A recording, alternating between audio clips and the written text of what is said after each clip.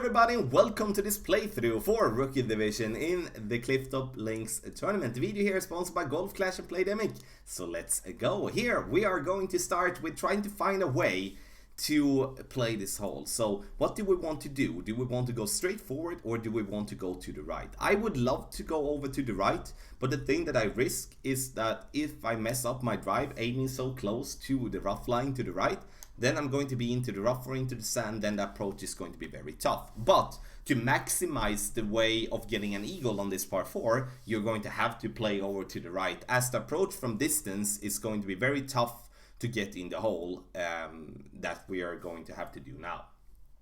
20% downhill for the drive, super important, so you have to add that to the wind, which will be easiest, and then you divide that with your wind per ring. And now when we get down there, and you can see as well that I'm playing with a power 0 ball. We don't need much, but as you can see as well, I play with a decent amount of curl with the drive. So if you do play with a ball with a decent chunk of side spin, like a side spin 2, which would be a quasar, that of course would be for you to remove the curl and just use the side spin instead.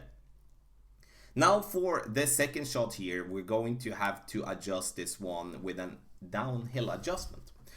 There is two ways here on this hole. This what makes this one a little bit tricky, because the closer we are towards the pin, the more uphill the adjustment is going to be, and therefore we'll have to subtract from our adjustment. But now when we are so far up there to the left and we're going to have the first bounce on the fairway before the green, then we're going to play it downhill, and we're going to play it downhill 10%.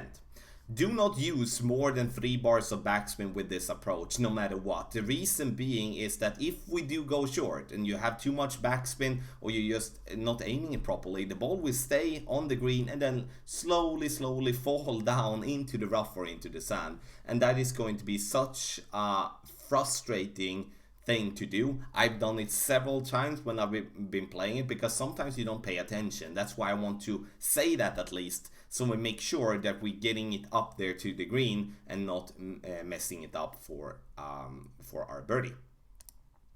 Hole number 2. This is one of the tougher par 3s in the whole game, in my opinion. The reason being is that we do have a very bumpy fairway to bounce on, and we do have a very unforgiving green, which if you just go a little bit long, the ball is going to roll a lot of yards past the pin, and it's going to be a tough putt. First, we need to understand that we're going to play downhill. It's going to be a 30% downhill adjustment. And once again, when it comes to downhill and also uphill, we're going to, with downhill, add to our wind and get a stronger wind, at least that we write down or think of, and then adjust our rings from there. If we do have an uphill, we're of course going to subtract that from our wind and then adjust our shot.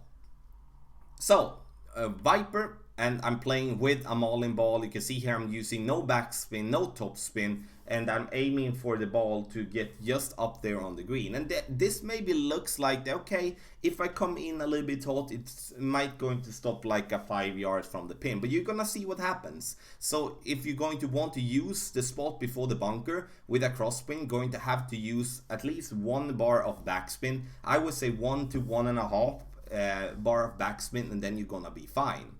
And use as much side spin to the right possible, and if you're using a mauling ball, then you use a little bit of curl as well, as you're not having that much side spin to the right. But look here now, this ball comes in, and on another hole this ball wouldn't be rolling this much, but that's because the green is downhill, and this is going to make us having a very tough putt, and something that we definitely have to think about. Hole number 3. Namhae Cliffs. So this is the first of the Namhae Cliffs that comes on hole number 3, but it's a tough one. Very tough par 5, and I would say it's a very tough one to get an eagle on, but it's a almost impossible one to get an albatross on. I've seen just a couple of shots in total since I started playing this game that people are making albatrosses on this one, and that has basically been pure luck, to be honest. So first, we're going to play with a power 3 ball. We're going to also have in mind that this one is played downhill 20%. So a lot of downhill adjustment here as a start. And we're going to use 4.5 bar topspin and as much side spin to the left possible. And the plan for us here is to get this ball to bounce on the fairway and then roll as close to the top as possible. We need to get over this hump here, because otherwise we cannot reach to get the ball over if we're not lucky enough to have a tailwind or have a crosswind. And you're gonna notice why. Because here comes the tricky part. Here comes the part where you need to use your experience, your skill, or just listen to what I'm saying to be able to stay out from the water. Because for the second shot, we do need to use a club with distance. The big dog, for those of you that do have that one unlocked in Rookie, then use that club. It gives you 179 or 180 yards of distance. And that's going to be very helpful. And you can see here now, we cannot go on the fairway directly, because then we're going to bounce over the green and we're going to go out of bounds. So we need to use the rough on the left side. But when I stretch out, I can see that once I'm going with max overpower, the ball is going to bounce into the rough. Yeah, sure. But then we do have a little bit of headwind.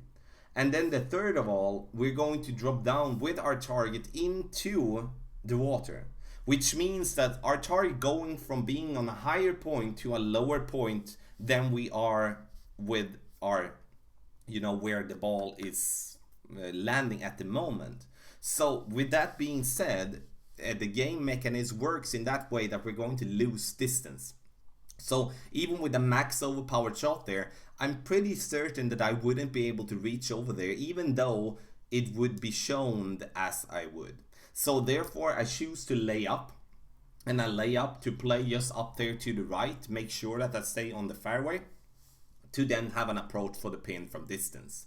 So I've been having a crosswind or a tailwind, I would be going for the shot, but once I had headwind and also combined with dropping down into the water, I'm not gonna go for it. So it's going to be very interesting to see what type of wind we're going to have, but the drive is so important. If you don't get it up there to the top, it doesn't really matter what wind you're having. So get up there, dial it in, and then go for the green. And it's going to be a tough eagle, but you're definitely going to have an advantage if you do make an eagle on this tough par 5. If you lay up, you're going to have a short arm towards the pin. So the elevation is going to be 20% downhill for the drive. It's going to be minus 10%, which is going to be an uphill adjustment when it comes to the second shot if you lay up or go for the green directly. If you lay up and then have your approach towards the pin, then it's going to be a 30% downhill adjustment. A lot of numbers, but super important. So now we go to hole number 4. And hole number 4 is, of course, of the Namhae cliffs. And this one is, I would say, now we can relax a little bit, because this is one of the easier ones we have in the tournament. But there is a golden rule here. It's to not go too long. If we go this long as our opponents is doing, then we're going to have a tough putt. So we're going to give ourselves a very just a simple way of adjusting. First, we're going to aim slightly to the right side of the pin, around half a square to 1 square to the right side of the pin, because there is a little hump there on the right side on the green, as going to make the ball be pushed to the left. Therefore, we're going to aim to the right. In headwind, we are going to use a smidge of topspin. That's going to be a very little amount, but it's going to be a little bit of topspin. When we do have a crosswind, we are not going to use any topspin or backspin whatsoever. And once we do play with tailwind, we're going to just use a smidge of backspin. And this is one of the few holes where we're playing with a short iron, so it's a very important hole to get close. Also, don't forget to play with a 15% downhill adjustment. Hole number 5, a par 5 of the White Cliffs, and here we are going to want to play with at least a power 1 ball. I don't really understand why I'm playing with a power 0 ball. I think I just play with it to see that it's possible to make it, but make sure that you're using a power 1 or a power 2 ball with a side spin 2 minimum. So it's a Quasar or Katana in my book, as we do want to use as much side spin to the left possible, combined with all from half a bar to 2 bars of topspin. I would go with just 1 bar.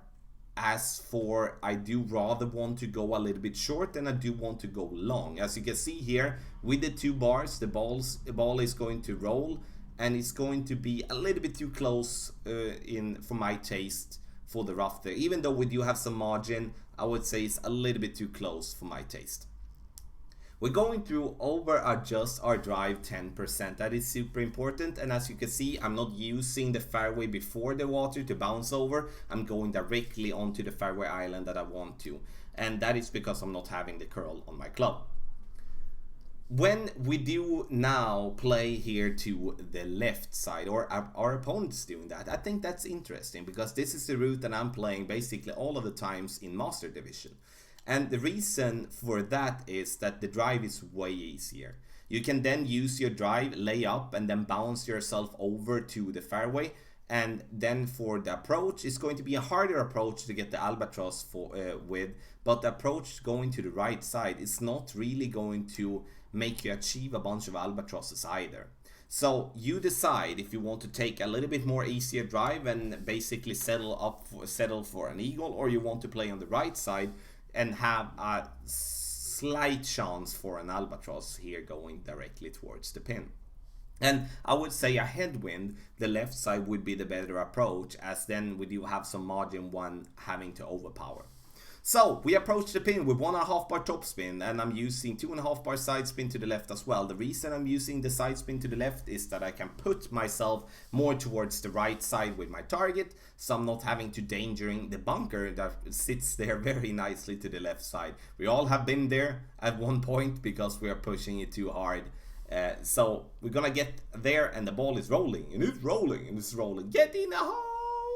No! So close, and we go to hole number 6. Hole number 6, par 4 of the Namhae Cliffs. 4.5 bar topspin and 2.5 bar side spin to the left with the Marlin ball. And we don't need any power on this drive, but I would say using a little bit more side spin would be very helpful, especially if we would be hitting our shot great right. Because here, for me, this is only to just focus on getting the ball to fairway. And as you can see, I'm hitting the shot great right, and this is going to roll, and I think this is going to stop on the fairway, but it doesn't. It just gets into the rough, which is going to basically take away my opportunity from making an eagle from distance. I really enjoy this hole, and the reason I'm aiming up there to the top is because from that spot we're going to have a medium distance shot bouncing our ball towards the pin. I hope I'm going to be able to display that once the tournament starts and I'm making the updated playthrough here on the channel. So in the end, it's going to be a very interesting par 4. We're going to see some eagles here. It is important, in my opinion, to make sure that you stay on the fairway, because getting into the rough is going to make this approach shot obviously a lot tougher. We're going to over adjust the drive 10%. We need to add 10%, not much, but just a little bit. And then for the second shot, we're not going to add or subtract anything. We're just going to approach the pin. So once you get into the rough, the only thing you can do is to make sure that you're getting as close to the pin as possible, and to not gamble too much and secure the birdie. Very, very sad to get into the rough on this hole, to make sure that you stay on the fairway. So we are going to go to hole number 7, which is the final par 3 in this tournament, and also one of the courses of the White Cliffs. Here we're going to play in minimum distance of my club with a 25% over adjustment. You can see I'm playing very close to the rough line, so if you do not use the elevation adjustment, like adding the 25%, then the ball is going to bounce into the rough on top, or it's going to go into the bunker directly, or something like that. Using 1.5 bar top spin and 2.5 bar side spin to the left to make sure that I'm putting myself a little bit more away from the rough and from the sand. I would say we would need a little bit more top spin, like 2 bars of top spin would be perfect, and then we would be there at the pin. One other thing to do here that I think would be very valuable for a lot of you, especially if you feel uncomfortable hitting a perfect shot all the time, or at least 8 out of 10 times, then use a ball like the Quasar. Use as much side spin to the left possible, so you can aim more to the right, and therefore you take away the risk of getting into the sand with a shot that gets great to the left. Our opponents underpowered this shot. I don't really understand why, but it doesn't really matter. Make sure that you're getting this ball towards the green and stay away from the rough and from the bunkers. Let's go to hole number 8, the final par 4, and this one I really do enjoy. This is a tough one, but it is a makeable one. The important part is to know the elevation adjustment. First, the drive is going to be 20% downhill. Add the 20% to the wind, and then you adjust as normal with your rings. And we're going to use no topspin, no backspin, no side spin, and just a mauling ball, which is a power 0 ball. Put it into max distance and take your shot. And then the ball is going to end up very nicely here on the top. Sure, if you do have a driver that gives you, like if you do have an extra mile level 7 or level 8, you might have to back up a little bit. And also, of course, if you're playing with a ball with more power, you will have to back up a little bit as well, as you otherwise are going to roll into the rough. The thing that happens now is that you have two options. One is to play super conservative and not taking any risk, is to aim on the left side of the bunker and the rough. Use a long iron with a decent amount of curl, which is going to be the Goliath even with the lower level. And you curl it the maximum way to the right, using as much backspin and side spin on your ball possible. Then you have the other option, option 2, which is the one that I'm going to show here. And this is an aggressive play, and it's very necessary that you do understand how to adjust with elevation. Is that this shot is very downhill, and it's a 40% extra adjustment we will have to make. So in this case, this shot would be based as not 5 per wind, it would be based as more as 7 miles per hour in wind. And that makes a difference when it comes to adjusting our rings to be able to hit that rough patch. Because I'm using the rough patch to bounce my ball in to roll down towards the pin. Because there isn't a way for us to curl the ball in from the left side towards the pin to gain an eagle. So this is the only way from the top left here to play to get an eagle from distance. You can see I'm coming in very close, but once again it's a very aggressive adjustment, so make sure that you only play with that if you feel comfortable with it. Otherwise you play safe, you take the birdie and you move on. Hole number 9, last but not least, I'm using 4 bars topspin. I would love to use 4.5 bar and also as much side spin to the left. You can see here I'm using the big topper.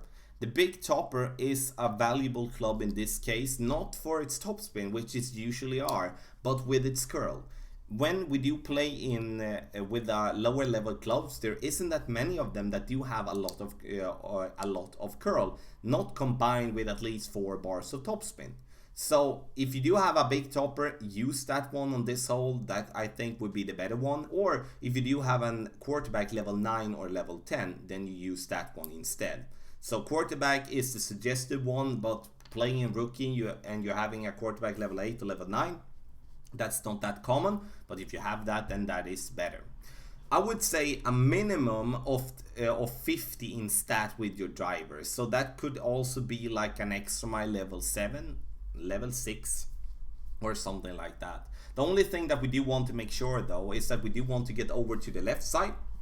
And before we take our second shot, I need to say that the drive is going to be played downhill. 20% extra needs to be added. So for a 5.1 mile per hour, adding 20% would give us 6.1 miles per hour instead. And that makes a difference once we are adjusting for the wind. Also, one other very important thing on this hole, use a ball with side spin.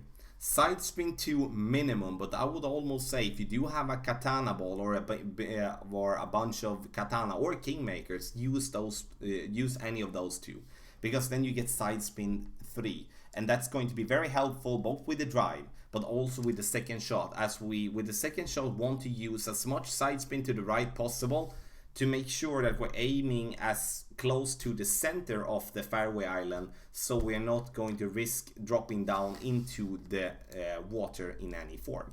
Here, for the second shot, we're going to over adjust our approach with a 10% adjustment. Very important, as we otherwise are going to not hit the intended landing spot. The ball is going to bounce here, and we're going to get the ball to bounce to the right a little bit, and we're going to just miss this one. This is a tough one to get in once again, and it's going to overall be a very tough tournament. So how to summarize this one then?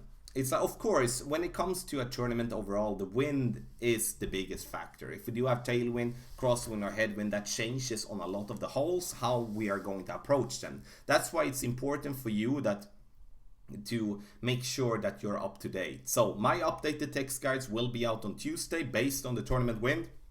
Detailed adjustment for all the divisions, not just for master or expert. It's going to be for pro and for rookie as well. Check it out on Patreon, link in the video description down below. I do believe the biggest chance for us to get anything extra is on hole number 4, the par 3. It's also on the par 4s. I would say hole 6 mostly. I would say 2 Namhae cliffs, hole 4 and hole 6. But when it comes to the par 5s, those are basically just take the eagle and be happy with it. And I enjoy that. It's going to be tough, but in the end, it's going to reward those of you that play conservative. Make sure that you stay with your ball on the fairway and on the green, and that's going to be very helpful, and it's going to get you go a long way in this tournament, in my opinion.